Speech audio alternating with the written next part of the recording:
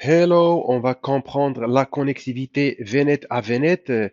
Il y a plusieurs possibilités pour connecter deux virtual networks dans Azure. La première, c'est utiliser le Perrine qui permet de relayer deux VNet dans la même région. Imaginons vous avez dans la même région deux VNet, vous pouvez les relayer à travers un Perrine.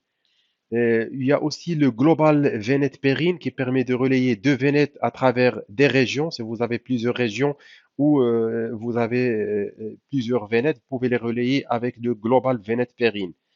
Il y a aussi une possibilité d'utiliser la VPN Gateway pour relayer les deux VNet.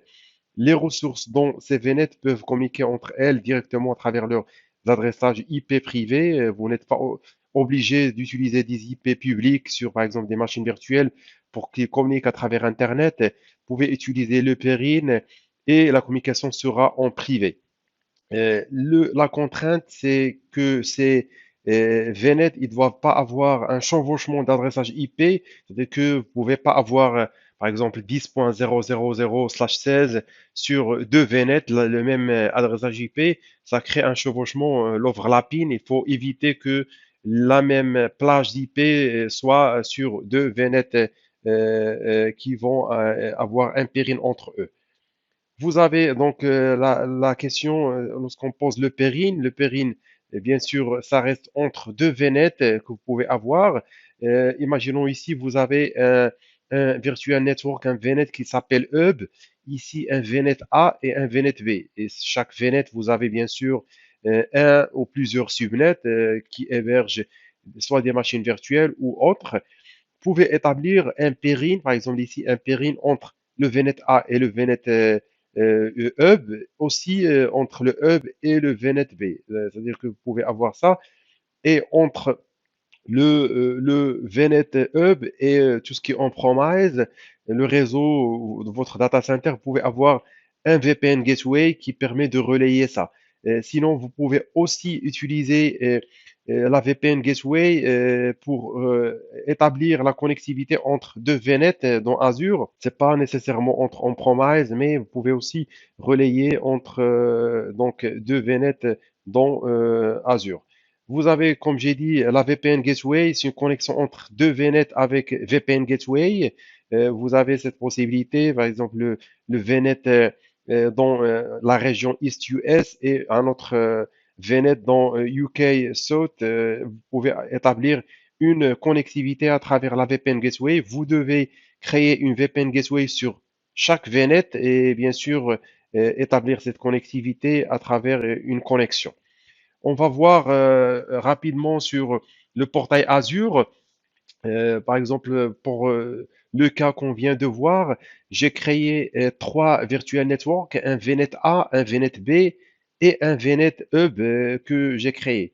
Entre le VNet A et le VNet Hub, j'ai établi un périne. C'est très simple. Au niveau du VNet A, vous allez au niveau périne et vous créez votre périne. Donc le périne, c'est entre ce VNet et le VNet Hub. Vous avez donc les informations que vous pouvez voir. Vous créez un VNet, vous choisissez la destination et vous avez en destination, bien sûr, le VNet qui va communiquer avec ce virtual network.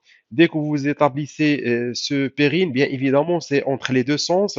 On est dans le VNet A. Si on se connecte au VNet Hub, pareil, au niveau périne, vous trouvez dans l'autre sens un autre périne du hub vers VNet A, c'est-à-dire que les deux sens pour que la communication soit établie entre les deux VNet. Pour le deuxième cas, l'utilisation de la VPN Gateway, ce que j'ai fait, j'ai utilisé la VPN Gateway pour connecter le VNet Hub et le VNet B, c'est-à-dire que au niveau de VNet B par exemple, ce qu'on vérifie au niveau périne, vous trouvez rien, mais ce que j'ai fait, j'ai connecté le Virtual Network B au Virtual Network Hub avec une VPN Gateway. Ce que vous devez faire, vous devez créer un VPN Gateway. Vous avez ici la première que j'ai créée. Vous devez donc créer cette VPN et la rattacher au VNet, au premier VNet. Et pareil, vous allez créer une deuxième virtual network et la rattacher au deuxième VNet. Sauf que il faut un prérequis au niveau du VNet que vous allez créer la VPN Gateway. Il faut avoir un subnet qui s'appelle Gateway Subnet ici. Il faut ajouter, cliquer sur les deux VNet et vous allez avoir un Gateway Subnet qui va se créer. Et c'est un prérequis pour connecter les deux VNet en utilisant la VPN Gateway. Aussi, la VPN Gateway, lorsque tu la crées, elle a besoin d'une IP qui sera créée publique. Vous avez donc les deux IP qui sont créés pour les deux Virtual Network Gateway, une pour le VNet B et la deuxième pour le VNet Hub. Lorsque vous faites les deux, les Virtual Network, vous devez créer une connexion entre eux. Donc, au niveau de connexion, vous cliquez sur Add et vous cliquez cette connectivité. Donc, vous pouvez donc choisir VNet to VNet. Vous avez aussi site to site et ExpressRoute. Pour notre cas, on a VNet to VNet. Vous nommez le nom de la connexion. En source, vous spécifiez le VPN Gateway du VNet le premier et en destination pour le VNet, bien sûr, il y a source destination. Vous devez les mettre pour que établir cette connexion. Au niveau de Shared Keys, vous pouvez, comme c'est marqué, mettre un mot de passe alphanumérique avec des chiffres et des nombres. Comme ça, il y aura une connectivité à travers cette shared key qui sera utilisée pour la connectivité. Dès que vous créez cette connectivité, vous aurez au niveau de votre RG le service qui s'appelle Connection qui va se créer et vous aurez donc cette connectivité à travers cette connexion. Donc c'est très simple pour connecter des virtual networks en utilisant Virtual Network Gateway ou vous utilisez le plus simple, c'est le Perrine parce que déjà pour info, le VPN Gateway, c'est payant, tout ce qui est outbound en sortie, c'est pas comme le Perrine qui est gratuit. Il faut, lorsque vous voulez avoir une connectivité dans la même région, par exemple, ou vous voulez connecter deux virtual networks, c'est mieux d'utiliser le Perrine.